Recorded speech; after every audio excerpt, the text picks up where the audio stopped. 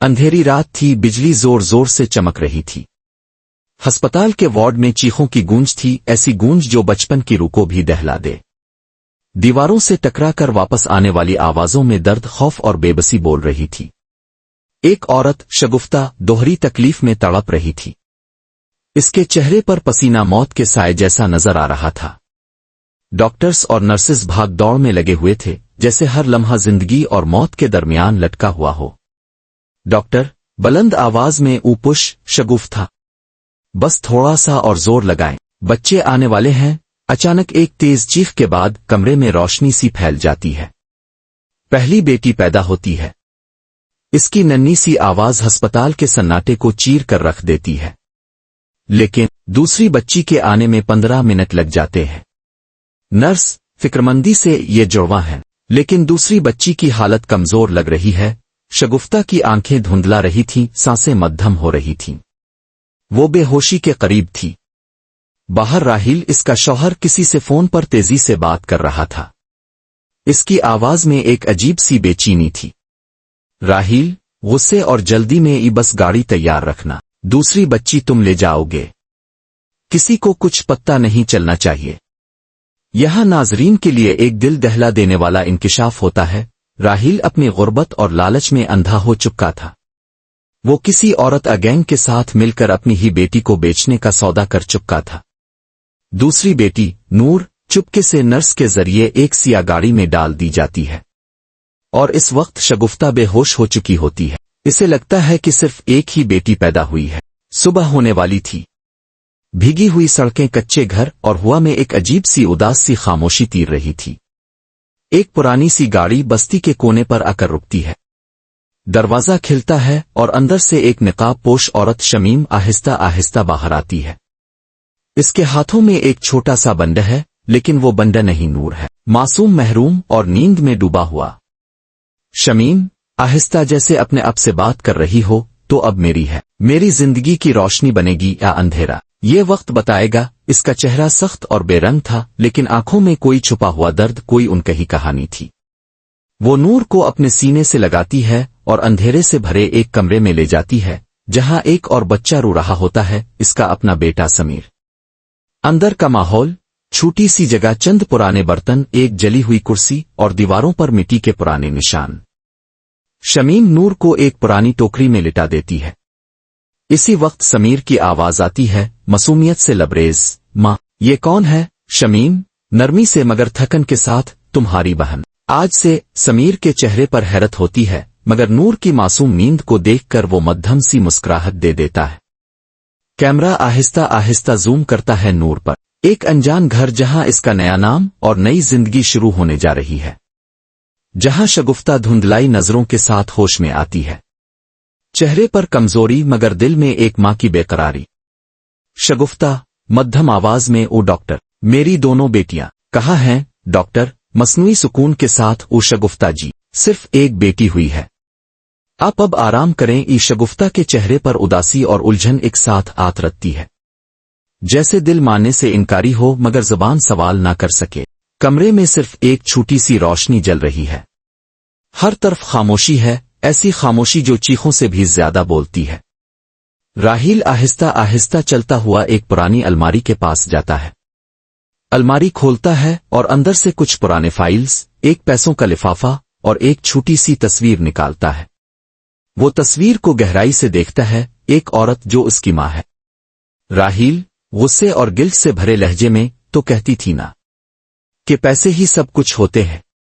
देख, अब पैसे आ गए हैं, लेकिन दिल अब भी खाली है। अचानक इसके दिमाग में माँ की आवाज गूंजती है, जैसे यादों से कोई सदा निकल आई हो। माँ, वॉइसओवर में सख्त लहजे में, गरीबी में इज्जत नहीं मिलती राहील। जो पैसा कमाएगा वही इज्जत पाएगा। राहील एक गहरी सांस लेता है, जैसे कोई बोझ दिल से उतारने की कोशिश कर रहा हो। इसी लम्हे मेज पर रखा हुआ मोबाइल वाइब्रेट करता है। कॉल आती है, शमीम की। राहील फोन उठाते हुए घबराहट छुपाते हुए, यहाँ सब ठीक है ना? शमीम फोन के दूसरी तरफ ठंडे लहजे में, बच्ची को ले आई हूं, लेकिन याद रख, ये सिर्फ शुरुआत है। जितना पैसा वादा किया था इतना चाहिए मुझे। राहील ऐसी वदा पूरा होगा। बस किसी को कुछ पता ना चले। मेरी इज्जत, मेरी फैमिली। शमीम, सख्त अल्फाज में, इज्जत। जब बचपन बिक जाए तो इज्जत जिंदा नहीं रहती, सिर्फ गिल्ट बाकी रहता है, काल किट जाती है। राहील का चेहरा बदल जाता है, बेचैनी, सुकून और पछतावे का अजीब सा इम्तिजाज। वो तस्वीर को दोबारा अलमारी में रखता है और आहिस्ता आहिस्ता घुटनों के बिल नीचे बैठ जाता है। राहील, टूटे हुए लहजे में, ओ माफ कर देना। लगता है आज भी मैं तेरा बेटा नहीं बन सका। कमरा शानदार था, खानदानी वर्से की झलक के साथ थोड़ा मॉडर्न टच। दीवारों पर हल्की रोशनी और खिड़की के पास एक नन्ही सी आयला बड़े से टेडी बेयर को सीने से लगाए बैठी थी। बाहर दिन निकल रहा था लेकिन इसकी आंखों में एक उदास चमक थी। इसी लम्हे शगुफ्ता कमरे में दाखिल होती है, चेहरे पर मुस्कुराहट लेकिन अंदर कहीं बेचैनी। शगुफ्ता, नरमी से, आयला मेरी जान, इतनी सुबह क्यों उठ गई? कल रात नींद ठीक से नहीं आई? आयला, मध्यम आवाज में, ओ मामा, मुझे सपना आया था। ओ शगुफ्ता, चौंक कर थोड़ा घबरा के, कैसा सपना? आयला, मासूमियत से, मैं किसी जंगल में थी और एक लड़की मेरे साथ थी, बिल्कुल मेरी तरह दुखने वाली, लेकिन वो मुझे छोड़ के चली गई। ओ शगुफ्ता का चेहरा एक पल के लिए साकित हो जाता है। इसकी आंखों में कंफ्यूजन और दिल में कोई अजनबी सी हलचल नजर आती है। वो आहिस्ता से आयला के पास बैठती है और उसके बालों में हाथ फेरती है। शगुफ्ता, नरमी मगर अंदर से डी हुई, ओ बेटा तो सिर्फ होते हैं, तुम्हारे साथ कोई नहीं था, तुम मेरी एक ही छोटी सी प्यारी आयला हो। आयला खामोश हो जाती है, फिर आहिस्ता से कहती है, आयला, मुझे लगता है मामा, मेरे पास कोई और भी था, जैसे कोई मेरा हिस्सा हो। शगुफ्ता का दिल जैसे अंदर से टूटने लगता है, चेहरे पर जाहिरी सुकून मगर अंदर एक तूफान। शगुफ्ता, आहिस्ता लेकिन बेहद टूटे हुए लहजे में, USHHH, ऐसी बातें नहीं करते, तुम ही मेरी सारी दुनिया हो। वो आयला को गिले से लगा लेती है।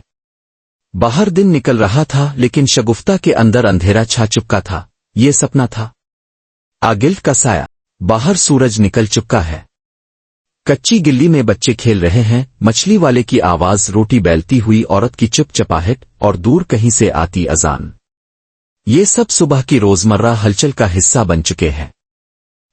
शमीम का घर, अंदर का कमरा नेओर, अब 5 साल की, एक पुरानी टोकरी में बैठी टूटे हुए गुड़िया से खेल रही है। इसकी आंखों में मासूम सी चमक है, जैसे इसने दुनिया को अपने ख्यालों में बसाया हो।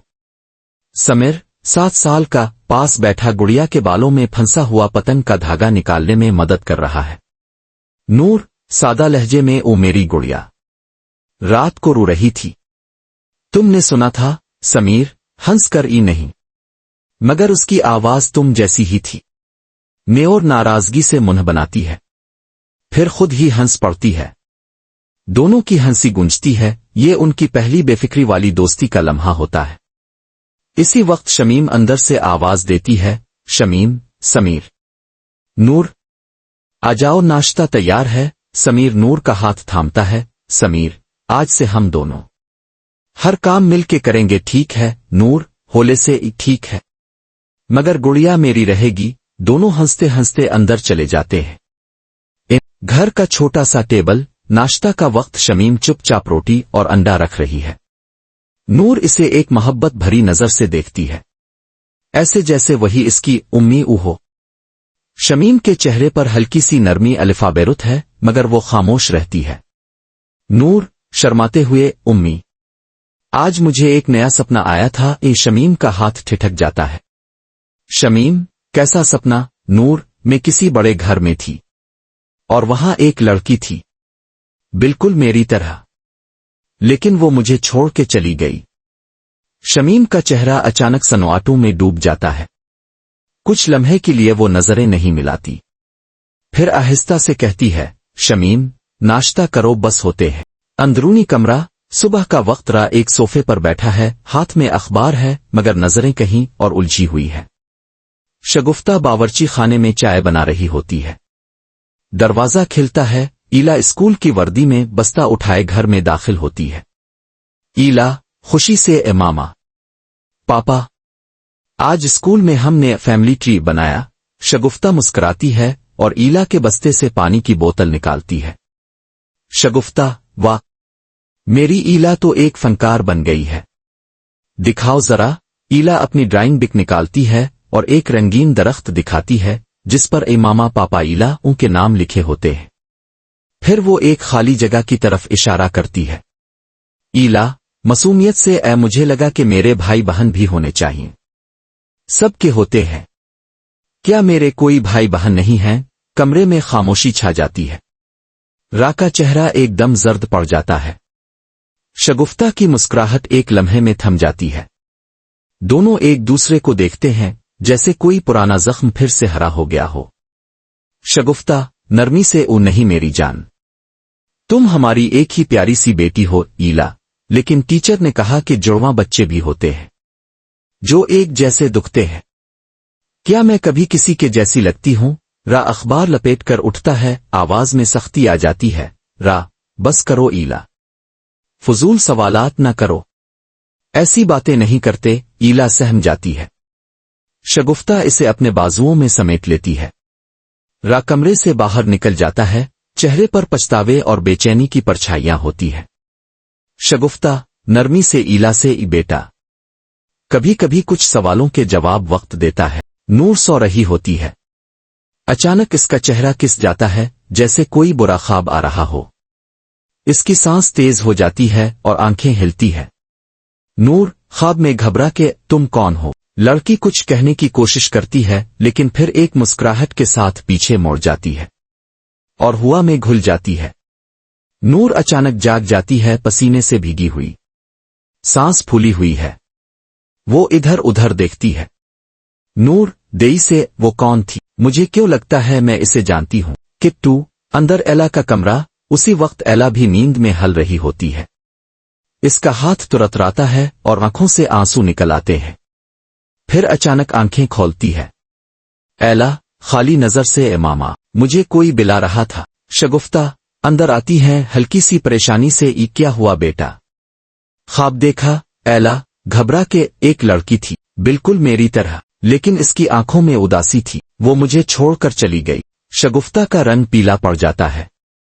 وہ ایلا کا سر تھپ تھپاتی ہیں لیکن ان کی آنکھوں میں خوف اور غم صاف نظر آتا ہے۔ شگفتہ اندر سے دھیرے سے خوف میں یہ بچیاں کچھ محسوس کر لیتی ہے۔ اللہ نہ کرے یہ سچ نہ سمجھ لیں۔ نور گھر میں اکیلی ہوتی ہے۔ شمیم بازار گئی ہوتی ہے۔ نور اپنی کتابیں ڈھونڈ رہی ہوتی ہے جب الماری کے کونے میں ایک پرانا میٹل باکس ملتا ہے، دھول سے بھرا ہوا بند۔ نور خود سے: یہ باکس پہلی بار دیکھ رہی ہوں۔ وہ باکس کھولتی ہے، اس میں کچھ پرانی تصاویر، ایک بیبی کا بریسلیٹ اور ایک مڑا ہوا پرانا خط ہوتا ہے۔ نور حیرانی سے اس بریسلیٹ کو اٹھاتی ہے، اس پر لکھا ہوتا ہے: بیبی اے، روم 6/2019 او نور دئی سے: بیبی اے، یہ کون ہے؟ پھر وہ خط کھولتی ہے، یہ کسی اسپتال کی نرس کا لکھا ہوا ہوتا ہے۔ اگر یہ خط کبھی کسی غلط ہاتھ میں گیا تو معاف کیجیے گا، مجھے شک ہے کہ ڈیلیوری والے دن کچھ غلط ہوا تھا۔ بچے 2 تھے لیکن ایک ہی ریکارڈ ہوا۔ میں کچھ نہیں کر سکتی تھی، مگر سچ کب تک چھپے گا؟ نور کے ہاتھ کانپنے لگتے ہیں، اس کا دل زور زور سے دھڑک رہا ہوتا ہے۔ نور خاموشی میں دل کی گہرائیوں سے: 2 بچے، لیکن میں تو اکیلی ہوں۔ کٹو شمیم گھر واپس آتی ہے۔ شمیم آتی ہے اور دیکھتی ہے کہ نور اس باکس کے ساتھ بیٹھی ہے۔ اس کا چہرہ سفید پڑ جاتا ہے۔ شمیم تیز آواز میں: او نور، یہ باکس کس نے کھولا؟ میں نے منع کیا تھا اس الماری کو چھونے سے۔ نور روتی ہوئی: امی، یہ سب کیا ہے؟ میں کون ہوں؟ شمیم گھبرا کر اس کا ہاتھ پکڑتی ہے لیکن اس کی آنکھوں میں گناہ کی جھلک صاف نظر آتی ہے۔ شمیم رک رک کر کمزور آواز میں: تو میری بیٹی ہے نور، اور بس اتنا ہی تجھے یاد رکھنا ہے۔ چھوٹی سی کلینک فائلز اور پرانی دوائیوں کی بو سے بھری ہوئی۔ ڈاکٹر قاسم 60 کے تجربہ کار ڈاکٹر اپنی ڈیسک پر فائلز دیکھ رہے ہوتے ہیں۔ راہیل اندر آتا ہے، نروس اور تھوڑی سی جذباتی۔ راہیل: ڈاکٹر صاحب، مجھے کچھ سوالات کا جواب چاہیے، اس دن سے متعلق جب میری بیٹی پیدا ہوئی تھی۔ ڈاکٹر قاسم دیکھ کر مسکراتے ہیں۔ راہیل: بیٹا، اتنے سالوں بعد سب ٹھیک تو ہے نا؟ راہیل سانس بھر کے: سب ٹھیک ہے، पर दिल नहीं मानता कि इस दिन सिर्फ एक बेटी हुई थी। डॉक्टर का चेहरा थोड़ा संजीदा हो जाता है। डॉक्टर कासिम, नरमी से, ए राहिल, तुम्हारी बेबी गर्ल का पैदाइश का केस पेचीदा था। तुम्हारी बीवी बेहोश थी।